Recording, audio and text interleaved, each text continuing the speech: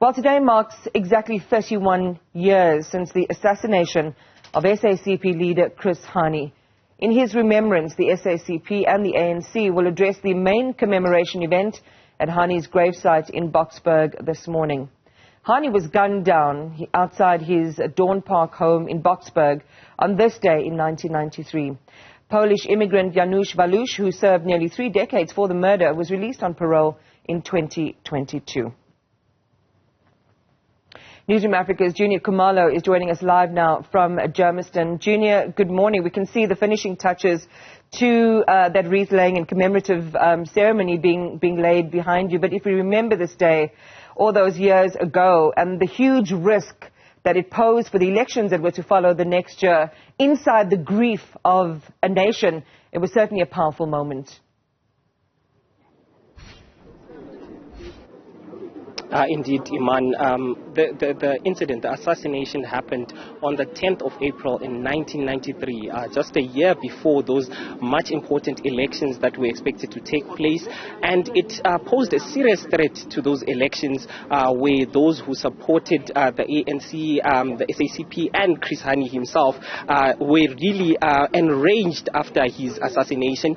And this has since continued. We remember the individual who did assassinate Chris Hani, Janusz Waluś, was actually released on parole on December 2022, which also further enraged a lot of South Africans because they felt that he did not deserve to be released on parole. We know that the South African government had basically tried to keep him in prison because he was initially granted parole in 2016, but since then there were back and forth fights between the Justice Minister and Waluś, who is a Polish immigrant, and he was later released in 2002. So I remember last year when we came to this commemoration, when we were commemorating the death of Chris Hani, the wife, Limpo Hani, actually expressed a lot of concern, saying that since the release on parole of Mr. Waluś, she did not feel safe. And at the time, she was very angry with the ANC. She expressed a lot of anger, even in the address that she gave here. But also a lot of concern were around the state of Ekurhuleni, because we know that this area falls in Ekurhuleni. The widow of Chris Hani said that this is one of the areas that was neglected by the governing ANC. We know that the SACP and the ANC are in alliance, but we do have the SACP spokesperson, Mr. Alex Mashilo. Thank you so much for joining us. Last year, during the commemoration of this day, Limpo Hani had expressed that she wanted an inquest to actually be opened into the killing of Chris Hani, because she believed that there was a second shooter and this was never investigated. As far as you know, has the inquest happened? What is going on there? The inquest did not happen yet. Following the statement that she made last year, the SACP initiated a 1 million signature campaign for the inquest to take place. At the Chris Hani Institute, we started a research project looking at the assassination of Chris Hani from a research point of view. And indeed, there are some preliminary observations that are paving the way for us to proceed with the call for an inquest. Just to get your thoughts on Ekurhuleni, this was the home of Chris Hani, but the state that it's currently in right now, we know that the mayor was recently removed by a motion of no confidence. The council has since failed to elect a mayor. It might be placed under administration. What is the thoughts of the SACP, who are the alliance partner of the ANC, when it comes to the state of Ekurhuleni? There are people who have been saying that coalitions work.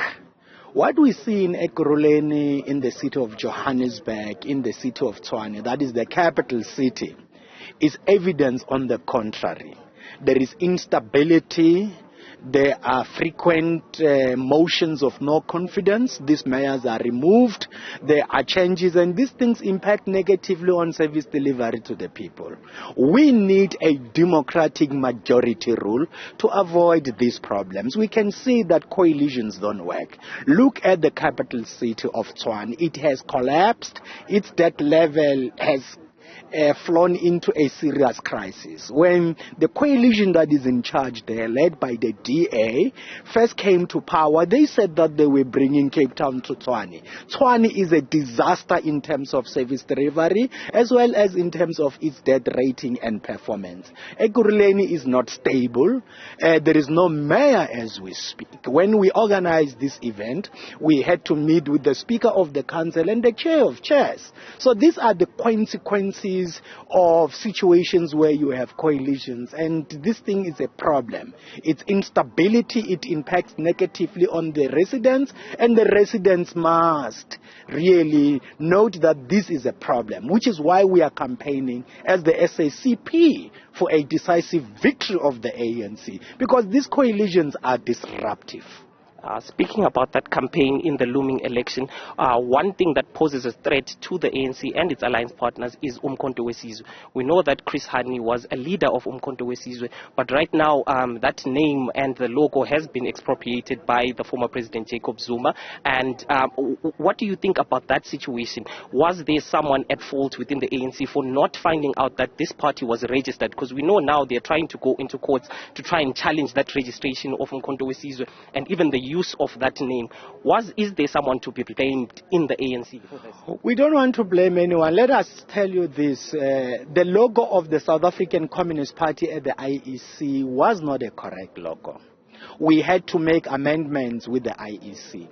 Something happens there. The information is published in the government gazette, so it is not widely published. So it is highly unlikely that even the media have missed it.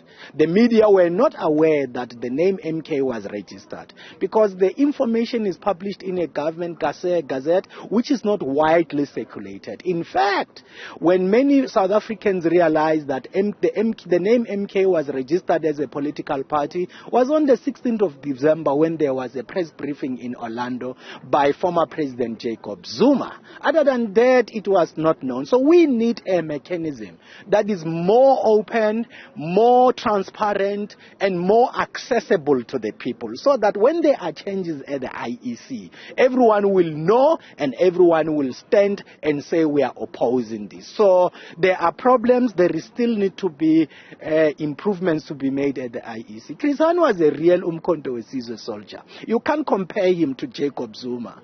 I mean, we undertook trips to Russia to study what would have happened in the past when people were taken there for training. One of the disappointments we came across is that sometimes when Jacob Zuma was taken there, instead of attending training sessions, he was playing music in his room. So Chris Hani didn't do those things. He was a loyal cadre of the MK. He never abandoned the SACP. He never abandoned the ANC. And something is very painful about Jacob Zuma. Remember that when he became the president of the ANC, not everybody wanted it. There was fierce opposition from within the ANC. He received wide-ranging support from elsewhere, including from the alliance partners. The ANC made him the president of the republic.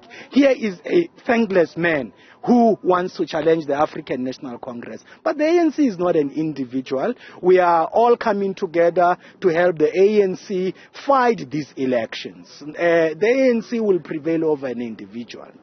Thank you so much. That is the SACP national spokesperson, Dr. Alex Mashilo, just speaking about Chris Hani and his legacy, saying that he was a real Umkhonto weSizwe leader, because we know that Chris Hani actually served as the leader of Umkhonto weSizwe from 1962 to 1992. So that is a lengthy spell with Umkhonto weSizwe, and he says strong words for the former President Jacob Zuma, saying that he is basically expropriating a formation that is actually not his when it comes to Umkhonto weSizwe, Iman.